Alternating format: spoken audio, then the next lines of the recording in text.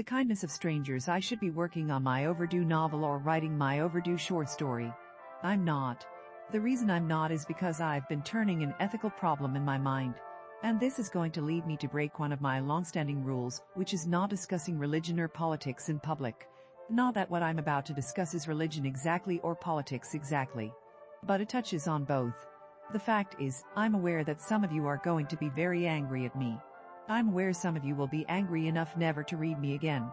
I'm also aware that I'll be violating one of Heinlein's rules, to wit, only a fool or a sadist tells the unvarnished truth in social situations.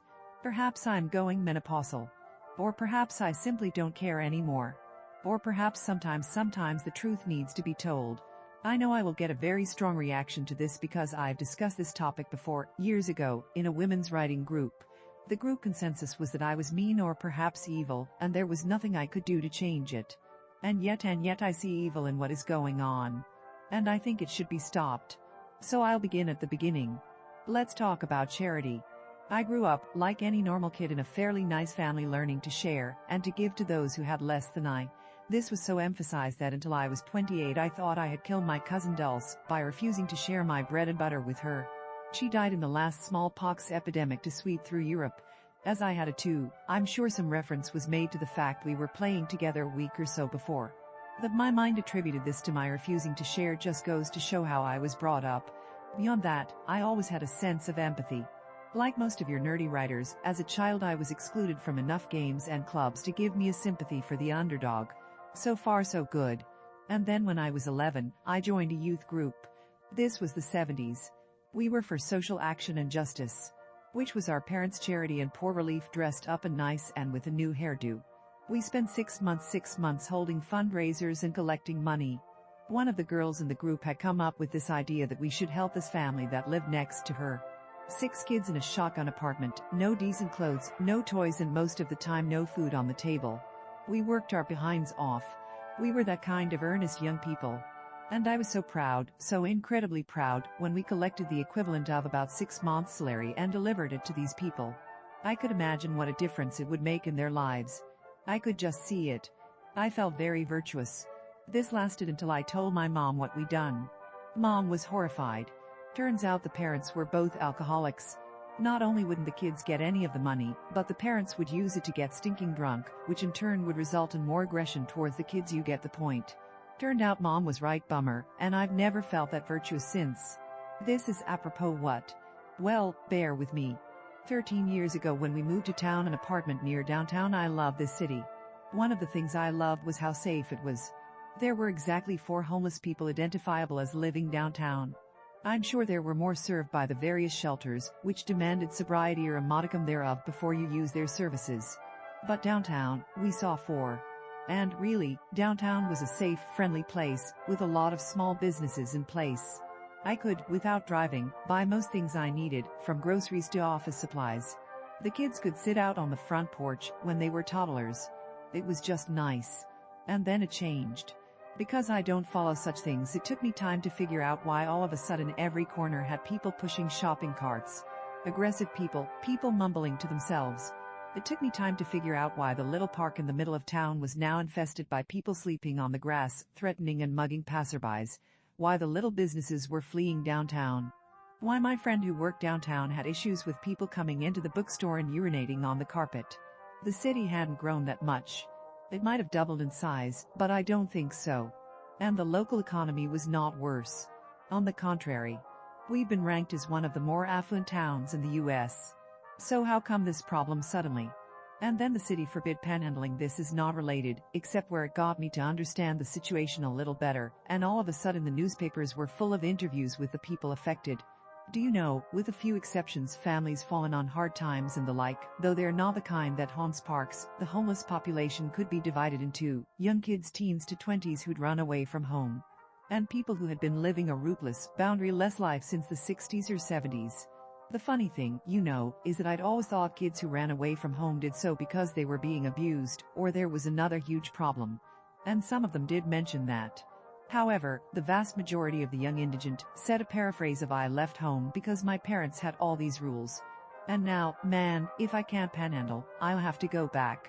The adults, Odo, had various expressions of confusion as to why we were doing this to them, and how with no provocation, we were taking away their means of livelihood. Since that time I've been a little skeptical about the type of charity that just gives services to the homeless. My skepticism increased when I realized that the reason downtown was now full of homeless was a no-questions-asked soup kitchen run by Catholic Charities right smack downtown. Homeless were taking the bus from the largest city nearby. This is not a conjecture. I overheard them talking and on one single occasion was approached by one demanding to know where the soup kitchen was because he'd just taken the bus to our town. They told him there was this great place. Okay, hear me out, I'm neither mean nor stupid, nor have I arrived at this opinion without a lot of thought. Look, I'm not saying we shouldn't feed the hungry. Yeah, we should if we can. I assure you that for a long part of my teen years I needed and received both food and clothing from the charity of strangers. One of the reasons the Red Cross will always get a check from me was the clothes I wouldn't otherwise have had after that growth spurt at 14. That's not the point. The point is that the first rule of charity should always be, first do no harm. I still live downtown. I walk by the park a lot. And you know what? I'm sorry for these people. Really and truly sorry. Most of them not only lack the skills to integrate in society, they lack an understanding of why they should. They get food. They get clothes. They get a place to sleep. Why should they change anything about how they live? Why shouldn't they do drugs and have promiscuous sex? Those of them who are mentally unstable not only have no reason to seek treatment or to take their medications they don't know they should. Oh, I'm sure people who volunteer at the soup kitchen and other places tell them they should. But the thing is, they are human, right? Humans work mostly on inertia. If you don't make it difficult to just drift on, why should they try? Now and then you hear of people who clean up, who move on and up. But these are the exceptions. Like people who lose 100 pounds, they are the exception and display immense willpower. Our society is so affluent we can afford to give these people a life that's downright luxurious compared to the peasants of most societies in history. Food every day. Enough clothes to cover themselves. Clean places to sleep at night. And we demand nothing. Absolutely nothing. I realize part of this is a reaction to Victorian times, when it was assumed that people were poor because they'd done something wrong. I know many people are poor through no fault of their own, or at least no fault of their own that they can easily remedy. Lack of skills, lack of willpower, just a lack of ambition, are enough to keep someone born outside the right conditions down. But most of the time, none of those are enough to make the person outright homeless. That requires worse. A stroke of bad luck might do it, if bad enough. A mental condition. Or a drug addiction. Alcohol abuse. The stroke of bad luck usually leads to people living in their cars or crashing with friends. It leads to people who are technically homeless, but not the visibly so. Not the ones who haunt the park and mug passerby. These people, the homeless with cause, or, to use an old-fashioned term, the deserving poor, are undoubtedly there through no fault of their own. And there are already several organizations that assist them. If they need anything, they need an explanation of how to get there from here, how to apply for help, whom to ask. And then there are the others, the vast majority of others, which are the ones who patronize this no-question soup kitchen. The ones who don't know why they should change. The ones we are enabling in their dysfunction. Yes, yes, I can hear the shouts now. I mean, I don't care about poor people. I am made uncomfortable by the presence of the needy. Except that these needy are shutting down businesses and driving other people into poverty. Except that I do donate money, time, service to various causes, helping those less fortunate than I, except that I think what these needy need is help of a different sort. Help seeing the way out. Support on their way up. Not no-gill help that keeps them trapped. How can it possibly be that allowing them to self-destruct helps them? Or society? Or the communities blighted by their presence? Look, we're back to that family and how good I felt helping them. Except that I didn't. There was a way to help them, oh, sure there was, or at least a way that would have done no harm. We could have bought groceries for them for 6 months. This might still have led to more drinking, as the parents might have sold the groceries, but it would have been more difficult. Or, and far preferable, we could have given of ourselves. We could have befriended those kids. Eventually taken them home to our comfortable houses for meals, playtime, interaction. This would have helped far more. But that wasn't easy. And besides, it wasn't what it was all about. It was about social action. And justice. It was about collecting money and handing over a check. It was about the charity of strangers. And it was about a bunch of pre-teens feeling good and virtuous.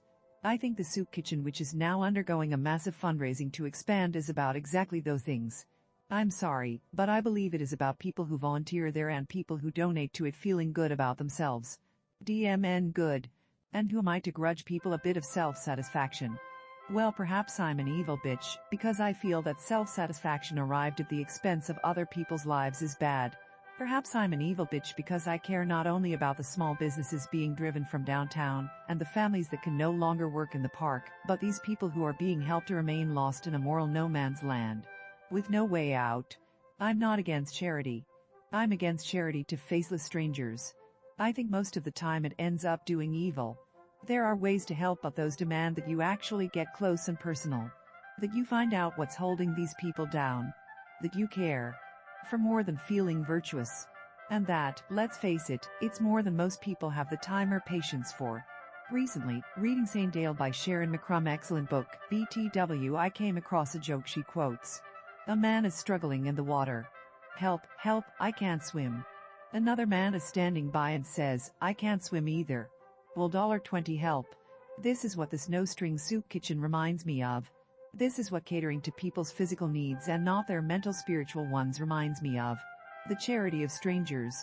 Well-intentioned, perhaps, but mostly about the giver. And in the end, I think in more than 50% of the cases it violates the dictate to first, do no harm. If you like this content and want to support this channel, the blog, and Sarah's continued writing, please like and subscribe. If you really enjoy the content, please come and join the fun at accordingtohoot.com.